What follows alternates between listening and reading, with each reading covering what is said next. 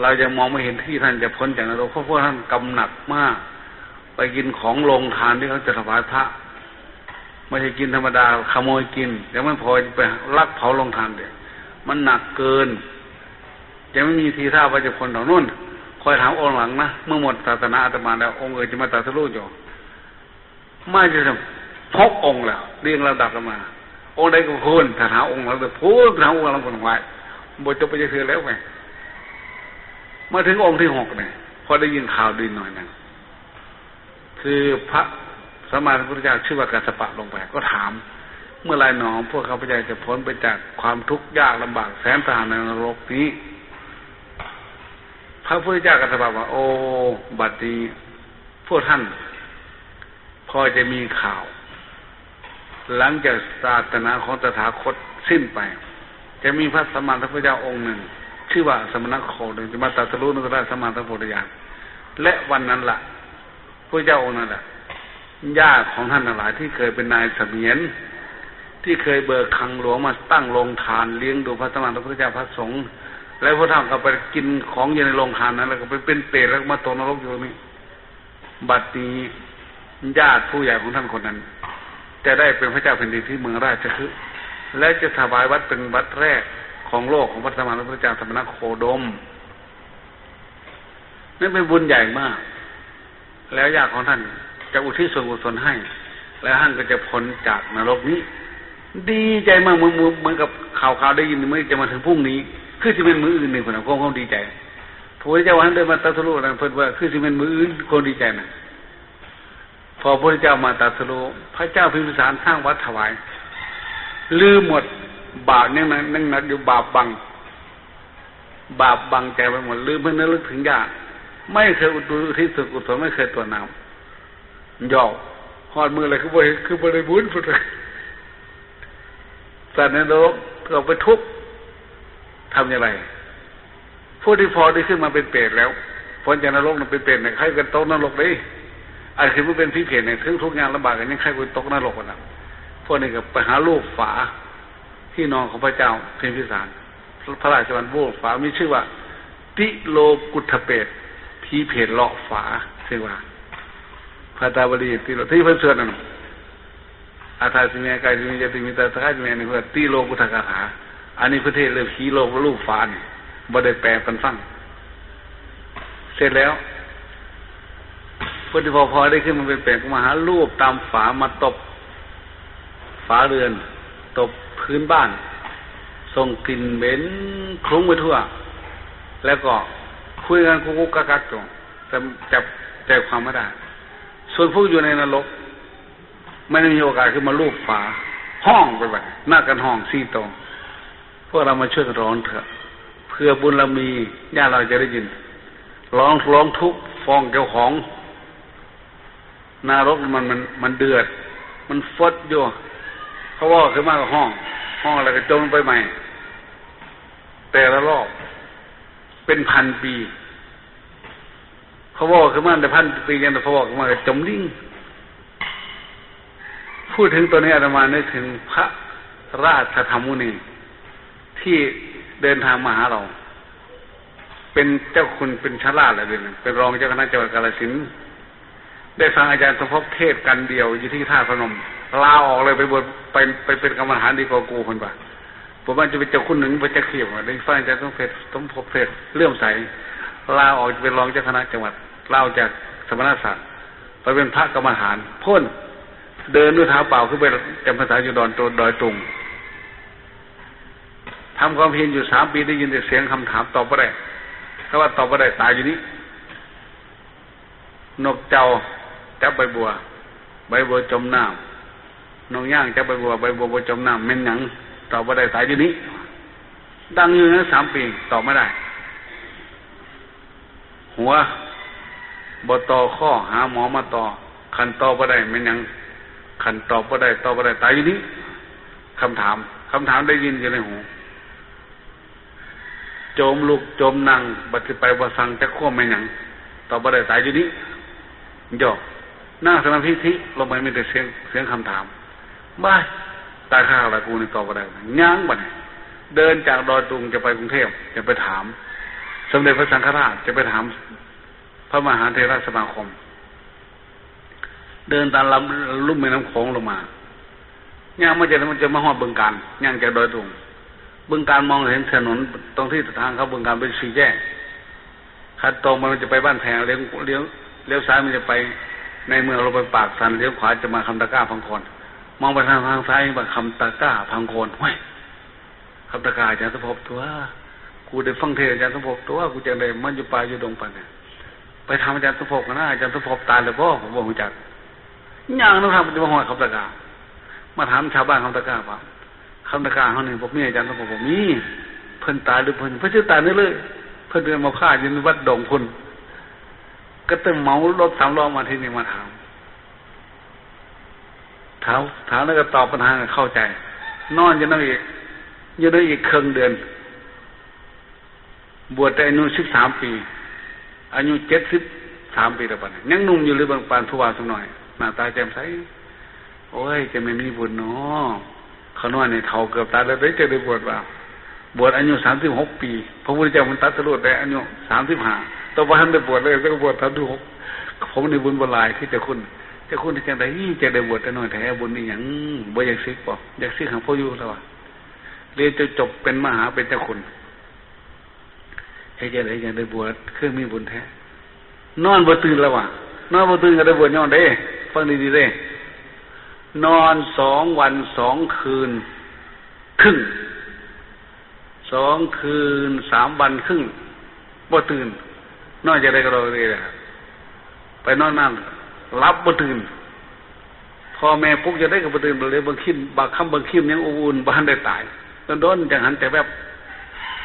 เอาสำลีมาใส่ไว้ในจมูกนานๆแบบบ่ทันได้ตายไปนะเขาว่ายังหันใจอยู่มันหันบ่ลุกปลุกจะได้ก็บ่ลุกเอามือค่ำบางคิมมันยังอุ่นอยู่ใหม่ขอรอเจาะช่องก็บ่ตื่นคือแกวันว่าบาดนี้ก็เลยตีก็รอในบ้านมาเฝ้ากันบัดตื่นมาเห็นแต่พ่อแต่แม่พี่น้องให้ร้องไห้ระงมอยู่นึกว่าเราตายก็เลยถามเป็นอย่างไรคือนอนตื่นคือนอนหลายแล้วแต่คุณฝันเพิ่นว่าฝันจะไดฝันว่าตกนรกว่าซั่นบุ้ยเห็นเจ้าของฟอดเราอยู่คือต้มกบน้อยนี่ว่าซั่นอันนี้ตัวผีเพศตัวมันห้องกันคือกบน้อยตัวก็นึกถึงผีเพศถึงสัตว์นรกที่ร้องวันนั้นแล้วว่ามันฝดอ่องก็ที่พ่อบอกเขามาหันใจได้เว้ยมีแต่น้ำห้อนมื่นตากับเขาตาอาปากว่ากับเขาปากกับน้ำห้อนจะไม่ทุกข์นรกนะว่าในความฝันเนี่ยมันไม่ใช่เวลานานนะนิดเดียวแต่คนที่รอคอยอยู่มันเป็น2 คืน 3 วันครึ่งให้จะได้ในใจตื่นคนนั้นระลึกได้ว่ามีสติระลึกขึ้นมาพระพุทธพระธรรมพระสงฆ์เมื่อไทยบอกจักมันขึ้นได้เองพอคิดถึงพระพุทธพระธรรมพระสงฆ์เย็นวาบแล้วเลิกตื่นเลยแต่กี้คือบ่คิดถึงจักแล้วมันทำบ่คิดแล้วว่าเห็นมันถูกหลายนี่คือสติที่เรียกว่าสติโลกสมิงชาคโลสติเป็นที่ต้องการทุกเมื่อไปขึ้นตึงในโลกสติสัทธปฏิทิตาสติเป็นที่ปรารถนาในที่ทั้งปวงบนในที่ลับนะในโลกก็ต้องการสติถ้ามีสติก็ยังเย็นได้เราก็อธิบายต่ออันนี้ได้ไปเห็นที่ธรรมบทท้อเกิดแต่ใจหัวใจว่าเจ้าของตื่นยืนในฝันยืนในโลกพอเจ้าของมีสติสัพพโลกับปฏิตาสัพพปฏิตาสติเป็นที่ปรารถนาที่ทั่วไปพอเราเรื่องถึงพระพุทธพระธรรมพระสงฆ์เย็นวาบตื่นปะเนี่ยโบมันปานนี้บ่นรกมันทุกปานนี้ไผก็ไผได้แล้วว่าครับผู้ใดฝันว่าตกนรกผู้นั้นสิยากขนาดหลับผมก็เลยอยากบวชมันจะเมืองแต่ของเมืองเนี่ยมูเฮาจะมาบ่พากันฟังได้ล่ะนี่บ่เคยตกบ่ทุเรศตลาดกระตุ้นนี่ฝันบ่กล้าทำบาปแล้วมันย่านทุกข์ในนรกมันทุกข์หลายอันนี้พูดถึงคนที่เล่าฟังความจริงที่ยังไม่ตายอันที่พระเจ้าพิมพิสารได้ยินตัวมันห้องพวกนี้ยังไม่ได้เป็นเปรตพวกเปรตที่มาลูบฟ้าแหละถ้าเอาบุญบ่แพ้บุญไหนจะเสื่อมมื้อนี้แล้วมื้อนี้ล่ะแล้วมื้อนี้คือกันวันนั้นวันเดือน9ดับนี่แหละพรรษาแรกพอนอนไม่หลับได้ยินเสียง4 เสียงทุสะนะโสทุสะนะโสทุสะนะโสเท่านั้นพอตื่นเช้ามาก็รีบแจ้นมหาพุทธเจ้าที่เวฬุวัน พระเจ้าแบบมหาบพิตรราชสัมภารวันนี้คงจะอิ่มบุญมากนะราตรีนี้ไม่ได้หลับเลยนะข้าพระองค์ไม่ได้หลับแต่ไม่ใช่อิ่มบุญได้ยินเสียงประหลาดแล้วเล่าพระเจ้าฟังน่ากลัวขนพองสยองก้าวขนลุกขนพองเมื่อได้ยินเสียงร้องเสียงเย็นมนุษย์ดังมาจากไหนพระเจ้าทรงแย้มพระโอษฐ์บ่เป็นหัวเด้บ่เป็นยิ้มมาเห็นอย่างแง้มแย้มพระสวนแต่ยิ้มมันยิ้มในมุมปากเป็นเรื่องแปลกมากพระนั้นก็ยกมือถามเลยพันเตพระกวาอัจฉริยังพันเตอโพธังพันเตน่าอัศจรรย์จริงไม่เคยมีไม่เคยเป็นนานๆพระองค์ทรงแย้มพระสวนแย้มที่มุมพระโอษฐ์มันเกิดอะไรขึ้นพระเจ้าก็เลยบอกอานนท์เสียงที่มหาบพิตรได้ยินนั้นไม่ใช่เสียงใครที่ไหนเสียงสัตว์ในนรกสัตว์นรก4ตัวนั้นคือญาติของท่านเมื่อ92มหากาพย์92โลกผ่านมาแล้วพวกที่พ้นจากนรกก็มาลูบอยู่ใต้อยู่ข้างฝาเมื่อคืนนี้มาตบพื้นมาส่งเสียงร้องมาส่งกลิ่นเหม็นสาบสารขอส่วนบุญเพราะเดือนนี้เป็นเปตมาสเป็นเดือนของสัตว์ที่ตายไปในโลกในเปตโลกในยมโลกถูกปลดปล่อยมาผู้ที่ถูกปลดปล่อยมาได้ก็มาแสดงอาการมารอรับส่วนบุญจากญาติแต่พวกนั้นบาปหนักยังปล่อยมาไม่ได้เขาก็เลยร้องเขาได้ยินข่าวดีนี้ตั้งแต่พระสัมมาสัมพุทธเจ้าองค์ก่อนชื่อว่าพระกัสสปะมุนีเขาไม่จะเรื่องนี้จะเกิดขึ้นวันพรุ่งนี้แต่วันนี้มาถึงมหาบพิตรราชสมภารถวายอารามเวรุวันบุญนี้ใหญ่นักแต่ลืมด้วยบาปจนบังไว้ไม่ได้ระลึกถึงญาติไม่ได้ตรวจน้ำอุทิศส่วนกุศลให้เขาก็เลยปรึกษาก็เลยร้องขึ้นมาจากนรก4ตัวร้องได้ตัวละคำความจริงมันจะพูดมากกว่ามันพูดได้แต่คำต้นตัวที่มันจะพูดว่าทุมันพูดได้คำเดียวมันจะพูดว่าทุชีวิตะมาชีวิหะเยสันนุนัทธานาเทพิตมาเนสุโภเคสุที่ปังนากับอัตโนพูดนะจะควบมันได้ควบเดียวน้ำถ่วมปากตัวอาปากพังอับมาทุปูจมน้ำมันฝดลงบัดได้ว่ามันฝดขึ้นพ่นทุแต่ใจจริงคิดมากๆแล้วว่าจะพูดทุชีวิตะมัชชีวิหะเยสันนุนัทธานาเทพิจมาเนสุโภเคสุที่ปังนากับอัตโนถ้าแปลภาษาไทยเราเป็นนี้โอ๋หนอชีวิตนี้ทุกอย่างจริงหนอในนรกนี้ลำบากจริงหนอเรามีชีวิตอยู่ด้วยความยากลำบากมานี้เพราะว่าเราไม่เคยได้ทำบุญทำที่พึ่งของแค่แก่ตนคิสมาเนสุโภเคสุทีปังนางกระอัตโนเมื่อเราเป็นมนุษย์เรามีเงินมีทองมีโภคทรัพย์มากๆเราไม่ได้ทำบุญให้ทานรักเป็นที่พึ่งให้แก่ตนในโลกหน้าทีปังแปลว่าที่พึ่งทีปะนากัมหะอัตโนเราไม่ได้ทำที่พึ่งไว้ให้แก่ตนมีทรัพย์ก็ไปใช้อย่างอื่นหมดไปใช้ในสิ่งที่ไม่มีประโยชน์หมดแต่มันพูดไม่ได้มันพูดได้แต่ทุกคำเดียวตัวสองนะหมอนี่ว่าปอบใจมือหรือว่าคูมือไปมันบอกจะบอกว่านัตถิอันโตกุโตอันโตนะอันโตกตวิสิตินาเตสุปะกตังปะปังมะมะตัวทั้งจะมริสานาทีแปลว่าไม่มีนาทีอันโตกุโตอันโตไม่มีที่สุดดอกนรกนี้จะหาที่สุดมาจากไหนฟดขึ้นแล้วก็ฟดลงไม่มีประสุขขึ้นลงอยู่นี่ละเพิ่นบอกมูที่บอกมูว่าหรือจังไดไม่มีที่สุดเพราะเราทำแต่กรรมบาปกรรมชั่วกุโตอันโตจะหาที่สุดมาแต่ไหนนะอันโตปฏิทิสติที่สุดที่ไหนจะมีเพราะเราทำแต่บาปเราไม่ได้เคยทำบุญอะไรไว้เลยไว้อย่างนี้อีกตัวที่บอก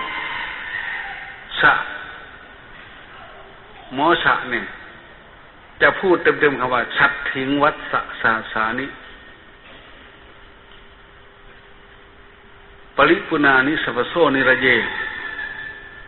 ปัญจมานานังกติวิเทเตสัตถิงไปว่า60วัดสาสานิ นิรยานิสัพพโสนิรเย60 ปี60,000 ปีบริบูรณ์แล้วที่ตกอยู่ในนรกนี้ตายไปได้ละ60,000 ปี60,000 ตัว10,000 เป็นหมื่น60,000ชัดถึงว่าสานิปริปุนานิสัพพโสนิรเย60,000 ปีเต็มที่เราตกนรกนี้บ่สุดบ่สิ้นจักเถื่อไว้เนาะบ่ได้สุดเด้อจะเป็นทุกข์ยากบ่ได้อยู่ได้กินตัวสุดท้ายบอกว่าโสมันสิว่าโสหังโนนะอิโตคันตวาโยนิรัตถานัมโนสิงว่าทันโยสิละสัมปโนกาหามิกุสลังปะหูพีเพศภาษานรกผู้ภาษาบาลีนะเพราะตำนานนี้เป็นตำนานของบาลีแปลว่าบาทนี้ก่อนเด้อเพิ่นว่าเพิ่นบอกเด้ถ้าเราได้เกิดเป็นมนุษย์โสหังโนนะอิโตคันตวาโยนิรัตถานามนุษย์สิงเมื่อเราพ้นจากนรกเราได้กำเนิดเป็นมนุษย์โยนิเนี่ยแปลว่ากำเนิดโยนิรัตถามนุษย์สิงเมื่อได้กำเนิดเป็นมนุษย์แล้ววะทันโยศีลสัมปันโนสิเป็นผู้หูจะคว่ำเพิ่นว่าว่าท่านอยู่ข่อยสิหูจะคว่ำได้บัดนี้เพิ่นบ่หูจะคว่ำว่าศีลสัมปันโนสิเป็นคนมีศีลมีธรรมกาหามิกุสลังของจะทำบุญมากๆจ้างประโมตกหัวไม่อย่างนรกในลาบเพิ่นว่าใครดูไปจ้างของเพิ่นตะลึงเนาะหมอดิสิสลากุมูสำนึกได้ตัวสุดท้ายเนี่ยสัตว์นรกตัวนี้ว่าโซหังโนนะอิโตคันตวาโยนิรัตถานามนุษย์สิงว่าทานโยสิรสัมปันโนกาหามิกุสลังของขอให้เราได้พ้นจากนรกเราได้เป็นมนุษย์ถือกำเนิดในโลกมนุษย์เสียเมื่อใดเราจะเป็นผู้รู้จักความภาษาไทยแปลว่าเป็นผู้รู้จักถ้อยคำว่าทันโยคอยแปลไปลาไปว่าคอยสิหูจะคว่ำเนาะสิเป็นคนหูจะคว่ำสิว่าเป็นคนมึนทึนเพิ่นเทศก็ได้ยินอยู่ของบ่ฟังเนี่ยมันบ่จะคว่ำแล้วพี่น้องบ้านฝางก่อนเนี่ยเป็นตะลิต้นเมื่อวานมาขอนิมนต์พระอยากได้บุญไปทำบุญเอาบุญเอา3 องค์เมื่อเช้าเขาเลยโอ้ยลิตนเขาเจ้าฝ่ามาบอกพระไปโลดไปซีไปหาเพิ่นใครจะบอกให้กินก็บ่เป็นหยังมันลบมากินนี่อันบุญอันนี้เพิ่นเอาพระอย่างน้อย4 องค์พุ่นเด้ต้องการสังฆทานเพิ่นคือได้ขอจัก3 องค์คือที่มันเก่งใจแทนขอหลายอย่างเพิ่นบ่ให้อันนี้ครูไปใส่อันนี้ครูได้เฮียกันเลยเฮียซะอาตมาก็เลยไปจัก4 องค์เด้อเอาเน้นตนไปนำพ่อหาพอได้สงเคราะห์อนุเคราะห์ให้เจ้าแดงลิตนเขาเจ้าประจักษ์หยังงานนี้งานเปรตทั้งหลายปรารถนาบุญจะต้องการพระมาก4 ลูกขึ้นไปอย่างเรื่องนันทาเปรตถึงเวลาเดือนเปรตคือเดือนนี้เปรตมาศนางไม่ไกลห่างจากเมืองสวัสดีมากนะมีหมู่บ้านหนึ่งและมีอุบาสกคนหนึ่งชื่อว่านันทิเสนเป็นคนใจบุญสุนทรทานขยันฟังเทศน์ฟังธรรมทำบุญสุนทรทานให้ทานรักษาศีลมีเมียคนหนึ่งชื่อว่านันทาให้ผัวด่าคือน้องคือนุ่งก้มหน้าย่านเมียเพิ่นน่ะย่านเมียบักจังซั่นไปมึงท่อนชิบหายโอ้คือเรื่องเขาเรียกว่านินทิเสนนี้เป็นรูปชายของปุโรหิตของมหาอมาตย์พอดีพ่อตายเลยแต่แม่พระราชาก็เลยเอาลูกชายมันเป็นมหาอมาตย์แทนพ่อพอพ่อดีก็เลยเอาลูกมาอยู่ด้วยพอได้เป็นมหาอมาตย์ก็ไปตั้งบ้านอยู่ไม่ไกลห่างจากเมืองบ้านใหญ่มหาอมาตย์วันธรรมดานั่นคือข้าราชการผู้ใหญ่คือกระทรวงมหาอมาตย์ไทยเขาจะต้องมีบรรจุมหาอมาตย์เพื่อพระราชาจะใช้ได้ง่ายไม่ให้ไกลเมืองเพื่อกระทรวงมหาอมาตย์ทันต่อมาก็เป็นกระทรวงมหาไทยประเทศลาวบริวารกระทรวงมหาลาวเด้นี่มาจากมหาอมาตย์นี่มากระทรวงมหาไทยเพื่อมหาไทยอันนี้ก็อยู่ในกระทรวงมหาอมาตย์ไม่ไกลนักจากเมืองสาวัตถี อพ่อตายพระราชาพระเจ้าประเสนก็เลยตั้งลูกชายให้เป็นมหาอมาตย์แทนพ่อว่าเห็นพ่อดีแม่ก็เลยไปหาลูกหาเมียมาให้ก็ไปเอาได้นางนันทาคนสวยมาชื่อว่านันทาแปลว่าน่าพอใจละพัดขี้ที่เป็นเนี่ยขี้เป็นแม่ยอดตังเมให้พวนปุ๊บเว้ยจิกหัวดาวดาเศร้าดาแรงคนก้มหน้าตอกซอกให้คือน้องคือหนึ่งคือคนใส่กรรมการพอเอามาขวัญบาปได้บ่ได้ฮะพอดีเด้อไปพี่เดียคือที่ว่าเราบ่ดีเนาะแต่ว่าอื่นกูเด้อบ่ปากไปให้ผัวด่าผัวทุแนวผัวให้ท่านเมียให้เมียจมวันหนึ่งผัวนิมนต์พระมาฉันที่บ้านเพราะมีสถานมีสามารถนี่นะบ่เคยจับน้ำจ้าแน่ไปกินไปทานน้ำมูกจ้าเถื่อช่างขัวคันพระนี้ละให้รถมันสิจิบหายตายหามาบัดนั้นได้ยังแต่มาหายยังสมุนเนี่ยมีเวียกอย่างไรมึงแต่คนขี้ข้านวันนั้นผัวไปหาดอกไม้เพื่อจะมาบูชาพระหาดอกไม้งามเพื่อที่เป็นเครื่องตายพอดีเนาะผู้หญิงนี่ฉลาดในความงามเด้แต่ดอกไม้ผู้ชายของกระเตงเป็นเนาะครับเพราะยังเจแล้วกระเตงเป็นยุ่งโฟยุ่งไอ้เนี่ยเนี่ยทำไมออกมาเห็นหน้าเงาล้วนเนยนี่ก็เลยคงจะเครื่องตามีหางนกยุงเป็นเครื่องบูชาวัดเย็นในใจการมีหางนกยุงเพราะเลยยังจะไปกำหัวหางนกยุงถอดปั๊บเอ้าจะไปหาอย่างละดอกบูชานี่เอาหางนกยุงให้ผัวบูชาได้บุญย้อนได้อะไรบาปหลายกูบุญพ่อนาเข้าเป็นเปรตด่าผัวหลายด่าผัวพ่อได้เลยด่าไม่ยาบ่ว่าไม่ยาเป็นโจรลูกโจรพ่อคนหนึ่งน่ะไม่ยามพาเป็นโจรแม่พาเป็นกับพาด่าหัวหน้าว่ามันยาเป็นโจรว่าลูกผัวนี่บ่ดีน้ำขึ้นน้ำยาพาบ่ดีมันล่ามด่าลูกแล้วไปเอาไปผัวก็ย่านดังมอบนั่นแหละเป็นน้ำเสือน้ำแซงเจ้าเด้อครับพอตายไปปั๊บ55 ปีบ่เอาเมียใหม่ได้เราก็ได้แล้วก็อยู่ในศีลธรรมบ่ดอกปุญญาเรา55 ปีพอถึงเดือนเปตมาศคือเดือน9ดับยังคือมื้อนี้ไปถึงวันเพ็ญเดือน10เพิ่นถือปล่อยเหตุมาไว้เพิ่นนี่ผัวอยู่นอกเมืองไปยืนให้ผัวเห็นด้วยแล้วซุ่มซุอยู่ดำบ่มีนุ่งผม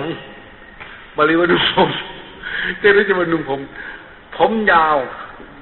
มันขับดำขับแล้วช้อนงอนขึ้นข้างบนเอาผมในตุ้มเจ้าของนั่งสู้ๆเนาะข้าแวกผมบอกดำมีเส้นเอ็นสะพังเหม็นคุ้งไปหมดตามป่านั้นเหม็นมีเขี้ยวงอกออกมาคือหมูโอ้โหจริงๆก็ไม่ได้ยากเลยนะโลเกหูดูนั่นที่เสนบอกว่าเธอเป็นใครไม่มีเสื้อผ้านุ่งห่มตัวดำผอมเส้นเอ็นสะพังมีเขี้ยวงอกออกมาเหมือนหมูท่านเป็นมนุษย์หรือเป็นอะไรเราไม่เข้าใจแต่ฉะนั้นผลท่านยาวมากอาศัยผมเป็นผ้านุ่งห่มก็เลยว่าฉันคือเมียเก่าของพี่ฉันชื่อนันทาบัดนี้ฉันอยู่ในโลกของเปรตพวกก็เลยสะดุ้งเสื้อผ้าเธอไม่มีเลยเข้ามาใกล้ๆฉันสิฉันจะได้เห็นเธอตรงเต็มตาฉันไปไม่ได้หรอกฉันอายฉันมีเสื้อผ้าฉันต้องอาศัยผมนี่เป็นเครื่องนุ่งของปกคลุม